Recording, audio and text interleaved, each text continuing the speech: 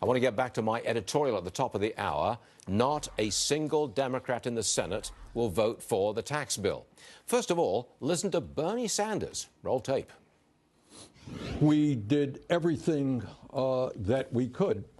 But at the end of the day, what you had is people like Mr. Mnuchin, who himself is worth $300 or $400 million. The President of the United States, who is worth several billion dollars. As you mentioned, some 4,000 or 5,000 lobbyists doing everything that they could to write a bill which significantly benefits the wealthiest people in this country and the largest corporations.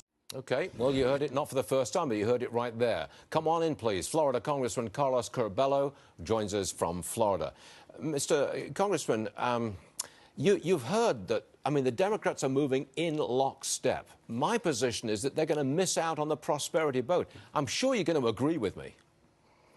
Stuart, you're right. The degree of intimidation on the left is truly astounding. I have many Democratic colleagues, friends, who tell me privately, you know what, there's a lot that we like in this tax bill. What we can't say it publicly because it'll ruin our standing within the party. So you're absolutely right. And this is a shame because this is a bill that has a lot for lower and middle income Americans. We all know how hard Marco Rubio fought for that expanded child tax credit. We know the doubling of the standard deduction helps lower and middle income families the most. Rate reduction for everyone. And of course, the opportunity for higher paychecks, more and better jobs in this country. So I really hope, and I don't have a lot of hope, but I hope that from today until tomorrow, when we will have the House vote and then Wednesday the Senate vote, we can get some Democratic colleagues to come on board and say, you know what, this may not be perfect, but there's a lot of good here, and we can't let the good the perfect be the enemy of the good. Congressman, tell me about the timeline here. You've talked about a vote, House and Senate,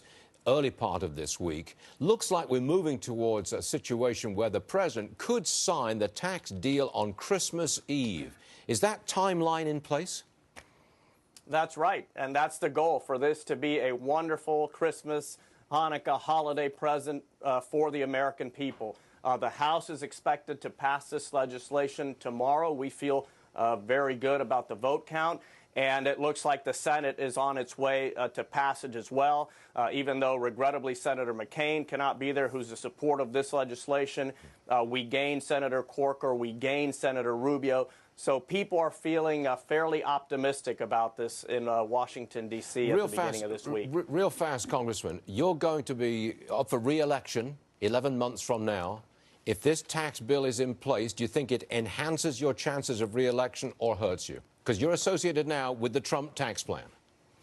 Stuart, people in my district are hardworking. I have a lot of immigrant families here, people who came to this country because they wanted a better life.